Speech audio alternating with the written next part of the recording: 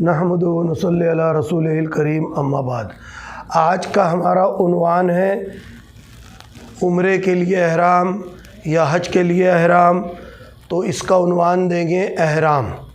احرام اصل میں اللہ کے حکموں کو ماننے کا نام ہے۔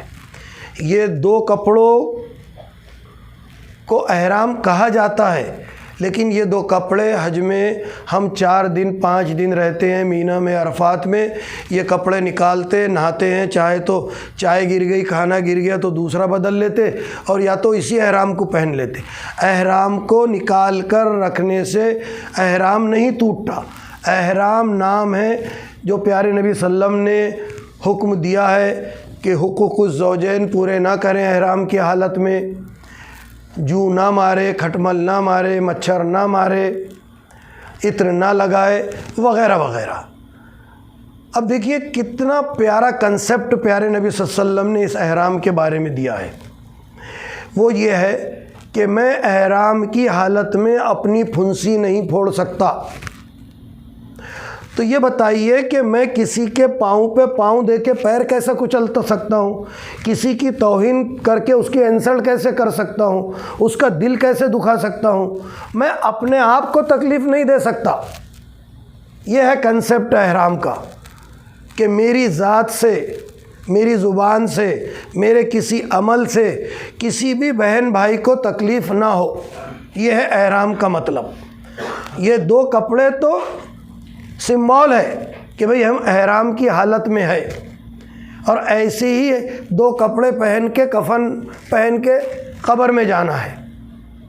وہ سمبول ہے کہ دیکھو آپ اللہ کے احکام کو یہ 7 چکر کریں گے طواف کے، تو جس طریقے سے یہ 7 چکر میں اللہ کے احکام پر، نبی کے فرمان پہ پورا عمل کیا، ایک بھی غلطی نہیں کی، باقاعدہ مولانا صاحب سے سیکھ کر کتابوں میں پڑھ کے ہم نے یہ عمل کیا، تو یہ 7 ہفتے کے دن ہوتے، اس لیے طواف کے 7 چکر ہیں۔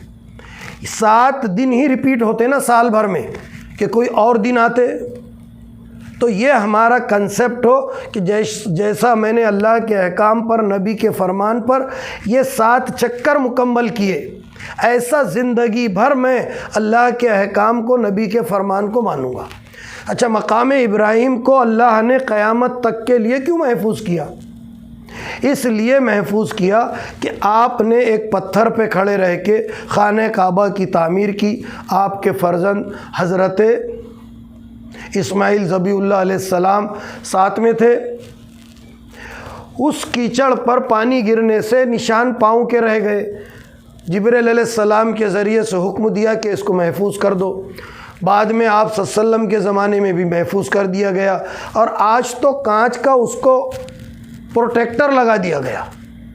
کیا کنسیپٹ ہے، کیا مقصد ہے اس کا؟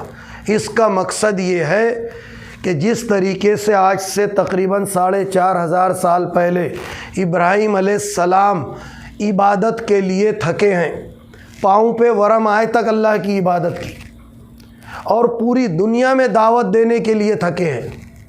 آج سے 1500 سال پہلے پیارے نبی صلی اللہ علیہ وسلم، ماں عائشہ صدیقہ رضی اللہ تعالیٰ عنہ سے حدیث سے روایت ہے کہ پیارے نبی صلی اللہ علیہ وسلم پیروں پہ ورم آئے تک عبادت کرتے تھے، اور پیروں پہ ورم آئے تک پورے مکے میں اور طائف میں دعوت دیتے تھے۔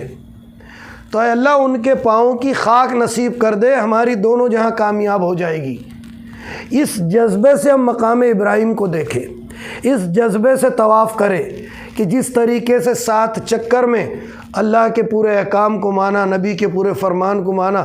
اے اللہ پوری زندگی مانوں گا، سود نہیں کھاؤں گا، رشوت نہیں کھاؤں گا، بد نظری نہیں کروں گا، کسی کا مال ہڑپ نہیں کروں گا، جس کا جو ابا کی پراپرٹی میں حصہ ہے وہ برابر دوں گا۔ ورنہ آپ صلی اللہ علیہ وسلم نے فرمایا یہ روزہ، یہ نماز، یہ حج، یہ زکوٰۃ گندے کپڑے میں لپیٹ کے اللہ تعالیٰ منہ پہ مار دے گا کہ جس کا جو حق تھا وہ دے کے کیوں نہیں آیا۔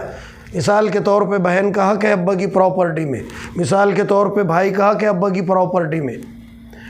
بازو والے سے میں نے 1 لاکھ کا کپڑا ادھار لیا رمضان کے لیے، دوسرے سال یہ دوسرے سکرام سے اور تکرام سے لیا، اور اب اللہ تعالیٰ سے دعائیں کر رہا ہوں کہ اللہ میں اور عمرے کو آ جاؤں گا، میرے سارے گناہ معاف کر دے۔ ہوئیں گے؟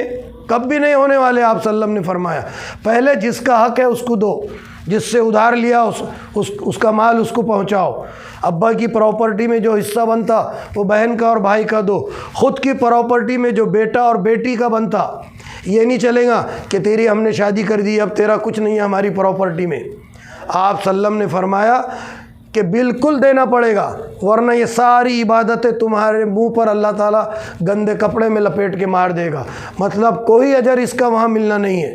اب جب اجر نہیں ملنا ہے تو پیارے نبی صلی اللہ علیہ وسلم کی شفاعت کیسی ملنا ہے؟